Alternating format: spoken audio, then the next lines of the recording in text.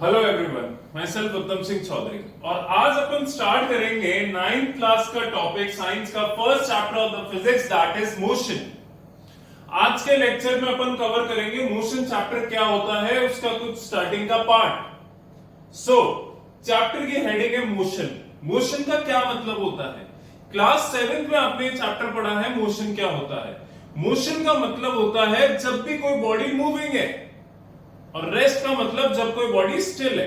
अभी जैसे मैं रेस्ट की पोजीशन में हूं, बट जैसे ही मैं मोशन की पोजीशन में आऊंगा मैं मेरी पोजीशन बार बार चेंज करूंगा। अब इसको डिटेल में पढ़ते हैं। पहली डेफिनेशन आती है, देखिए आप ये वीडियो चल रहा है, सामने एक कॉपी रखें और जैसे जैसे मैं टॉपिक्स लिखा रहा हूं, उनकी डेफिनेशन में बोल रहा हूं, उनको नोट डाउन करते जाएं, इससे ज्यादा इजी होगा आपके लिए समझना। पहला टॉपिक आता है motion. What is motion? When the position of a body changes continuously with time or with the reference to an stationary object, the body is said to be in motion. जब किसी भी body की position change हो रही है with respect to time or with respect to a reference point taken as a stationary object, then the body is said to be in motion. For an example, ये marker अभी motion में है। Why? Because इसकी जो position है वो continuous change हो रही है, बार बार इसकी पोजीशन में चेंज आ रहा है। या फिर अगर इस मार्कर के रिस्पेक्ट में देखूं, ये इसको रेफरेंस पॉइंट मान लो, इस सेकंड मार्कर को, तो इसकी पोजीशन बार बार चेंज हो रही है इसके रिस्पेक्ट में, सेकंड मार्कर के रिस्पेक्ट में। First marker is in motion with respect to the second marker taken as a reference point. जो रेफरेंस पॉइंट माना है वो ऑब्जेक्ट हमेशा स्टेशनरी होना चाहिए, यानी रुका हुआ होना चाहिए, रेस्ट में होना चाहिए। इसकी डेफिनेशन वापस मैं आपको डिक्टेट कर रहा हूं। What is a motion? When the position of a body changes continuously with respect to time or with respect to the reference point taken as a stationary object, then the body is said to be in motion. अगली definition आती है rest. What is rest? When the position of a body does not change with time or with respect to the reference point taken as a stationary object, then the body is said to be in rest. आज है marker rest में। क्यों rest में? क्योंकि इसकी position change नहीं हो रही है टाइम के साथ। जब भी किसी बॉडी की पोजीशन टाइम के साथ चेंज नहीं होती और with respect to the reference किसी और ऑब्जेक्ट के रेफरेंस में भी उसकी पोजीशन में कोई चेंज नहीं आ रहा है, उस बॉडी को रेस्ट में कहा जाता है। Again, rest की definition: when the position of a body does not change with respect to time or with respect to the reference point taken as a stationary object, then the body is said to be in rest. Motion rest का example। इन दोनों की definition clear है? अब एक example आपको बताना चाहता हूं जिससे ये क्लियर हो जाएगा कि रेफरेंस पॉइंट क्या होता है, रेफरेंस पॉइंट कितना इंपॉर्टेंट रोल प्ले करता है। First example, we are taking a bus and the bus is moving, two boys are sitting in front of each other, boy 1 and boy 2। The bus is moving, bus is moving, so the position of boy 1 does not change with respect to boy 2। आज boy 1 boy 2 बस में एक दूसरे के सामने बैठे, boy 1 की position में कोई चेंज नहीं आ रहा बॉय 2 के रिस्पेक्ट में। Boy 1 is in rest with respect to boy 2, या बॉय 2 को रेफरेंस पॉइंट मान लो तो बॉय 1 रेस्ट में। अब दूसरा केस,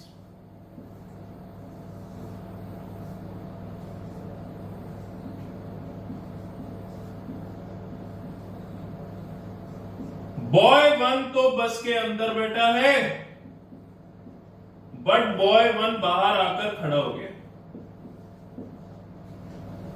सो अब बॉय 1 बस के अंदर है, बॉय 2 बस के बाहर है, boy 1 is inside the bus, boy 2 is outside the bus. So the position of boy 1 changes continuously with respect to boy 2. Now the boy 1 is in motion with respect to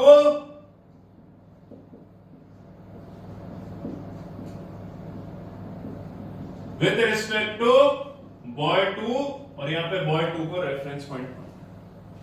सो इन दोनों example से clear होता है कि जब boy 1 और boy 2 दोनों बस के अंदर थे, सो दोनों रेस्ट में थे एक दूसरे के रिस्पेक्ट में। जब बॉय 1 अंदर था, बॉय 2 बाहर आ गया, सो बॉय 1 मोशन में हो गया।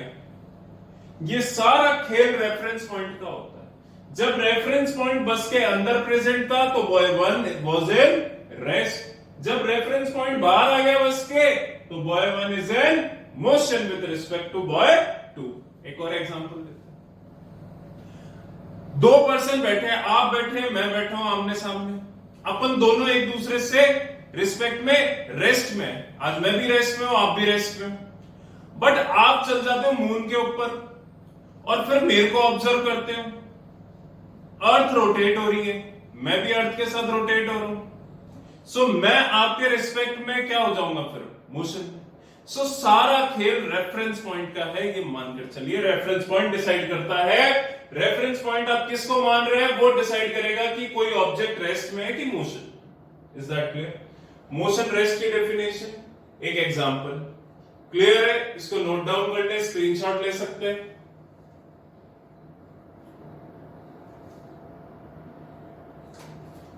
नाउ अपन आते हैं अगले topic. And what is the other topic?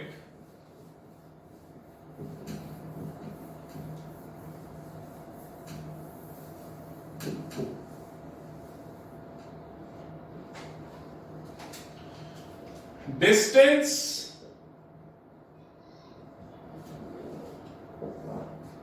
and displacement. Distance और displacement दोनों में क्या फर्क है? सबसे पहले definition, it is the actual length of path. It is the actual length of path covered by an object.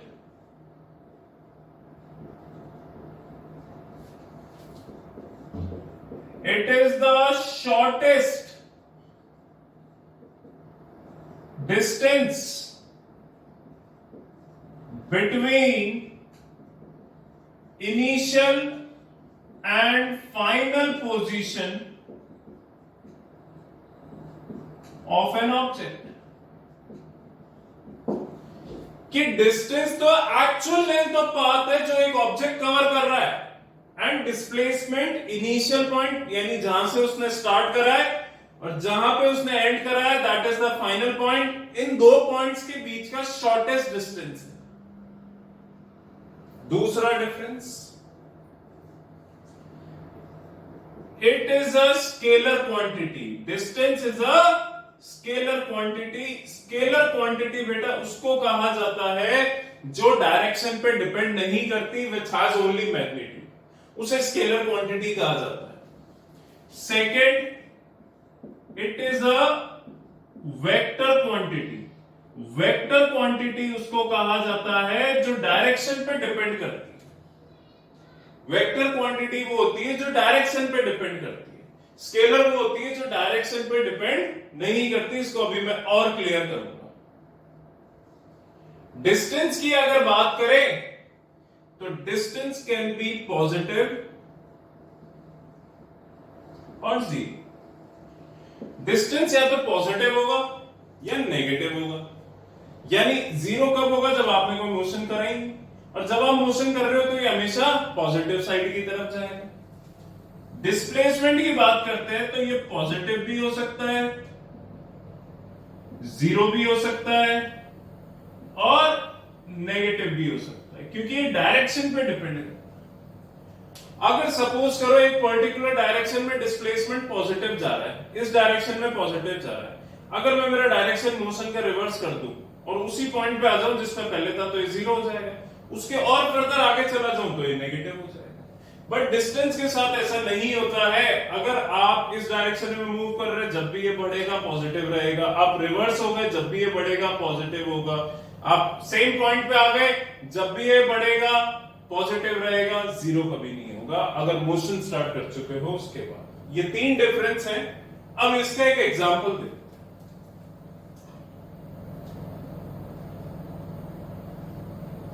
Jaipur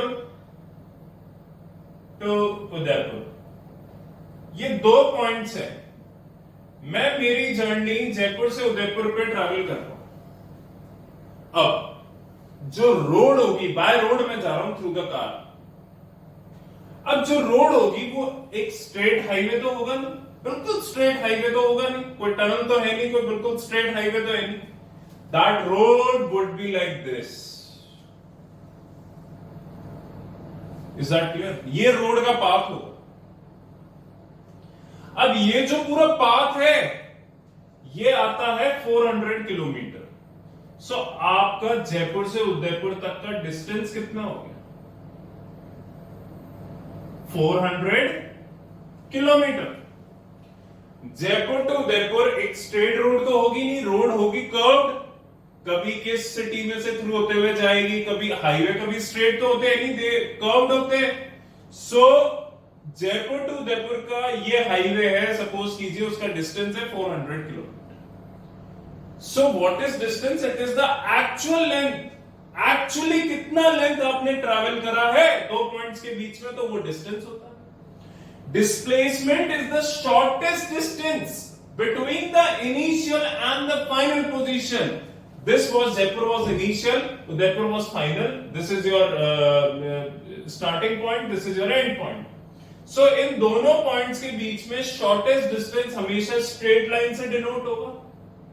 सो जो डिस्प्लेसमेंट होगा वो ये डॉटेड लाइन शो करेगी। सो डिस्प्लेसमेंट दिमाग लगा लीजिए क्या होगा? Length of line between A and B. A और बी पॉइंट के बीच में जो लाइन की लेंथ है वो होगा जो डॉटेड लाइन से शो हो। और ये डिस्टेंस अप्रोक्सीमेटली आप मानकर चलिए 120 किलोमीटर आ जाता आपका प्रैक्टिकली। सो डिस्प्लेसमेंट हमेशा स्ट्रेट लाइन होगा दो पॉइंट्स के बीच में, क्योंकि जब भी मुझे दो पॉइंट्स के बीच में सबसे छोटा डिस्टेंस निकालना है तो वो स्ट्रेट लाइन से ही डिनोट होगा। ये चीज दिमाग में। अब पहला केस था जब आपने ए से बी ट्रैवल करा। दूसरा केस आता है कि ए से बी ट्रैवल करा, बी से वापस ए पॉइंट पे आ गए, यानी जयपुर से उदयपुर गए, उदयपुर से वापस जयपुर आ गए। अब गए जब कितना डिस्टेंस था? 400। आए जब भी कितना ट्रैवल करा? 400। तो आपका डिस्टेंस कितना हो जाएगा? 800 किलोमीटर। दिमाग लगा, 400 आप गए और 400 आपको वापस आना पड़ा, तो टोटल डिस्टेंस कितना हो गया? 800 किलोमीटर। Is that clear? क्यों? आपके जाते समय डायरेक्शन इधर था, आते समय डायरेक्शन अपोजिट था, but distance is a scalar quantity, तो डायरेक्शन पे बिल्कुल डिपेंड नहीं करती। Is that clear? डिस्प्लेसमेंट की बात करते हैं। ए से स्टार्ट करा, वापस ए पे आ गए। So A was the starting point, A was the ending point. So starting और एंड पॉइंट सेम है। सो उनमें शॉर्टेस्ट डिस्टेंस कितना होगा बेटा? 0 किलोमीटर। सो आपका डिस्प्लेसमेंट दूसरे पार्ट में, जब आप जयपुर से उदयपुर गए, उदयपुर से वापस जयपुर आए, आपका डिस्प्लेसमेंट 0 हो जाए। क्यों? देखिए, जब आप जयपुर टू उदयपुर ए से बी जा रहे थे, आपका डिस्प्लेसमेंट बढ़ रहा था। फिर आपने जैसे डायरेक्शन रिवर्स करा तो डिस्प्लेसमेंट कम होना स्टार्ट हुआ और इनिशियल पॉइंट आते आते 0। बोले क्लियर? ये डेफिनेशन, डिफरेंस टेबल, ये एग्जाम्पल, इसको कॉपी कर लीजिए, स्क्रीनशॉट ले लीजिए।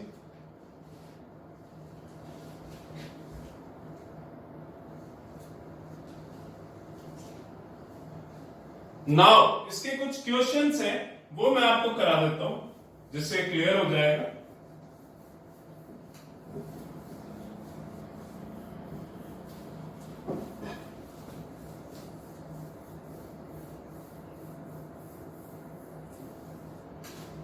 पहला question, you travelled from Jaipur to Delhi.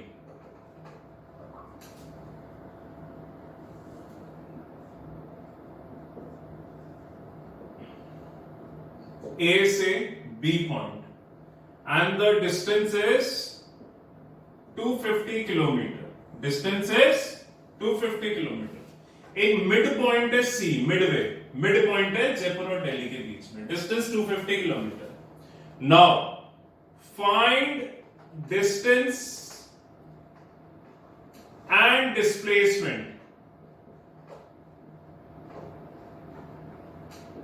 For the first part जब आपने A से B ट्रैवल करा, दूसरा पार्ट जब आपने A से B and B to A वापस ट्रैवल करा, तीसरा पार्ट जब आपने A से B ट्रैवल करा और B से C ट्रैवल करा। अब देखिए, जब आपने A से B ट्रैवल करा, सपोज करते हैं जयपुर टू दिल्ली के बीच में एक स्ट्रेट लाइन हाईवे जिसका डिस्टेंस है 250।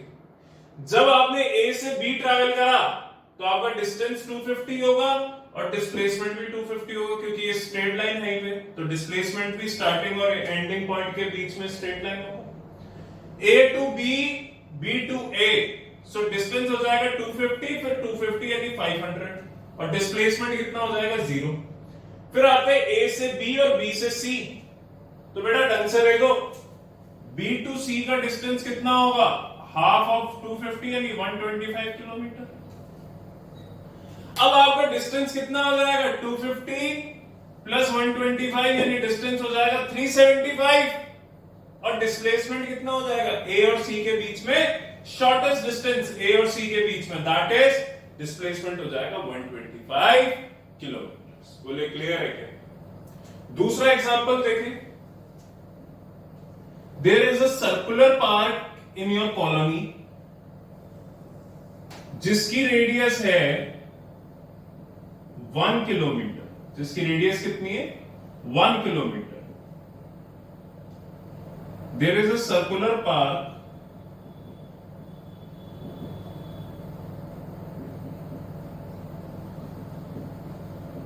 in your area of radius 1 kilometre. आपने A पॉइंट से स्टार्ट करा, अब calculate the distance and displacement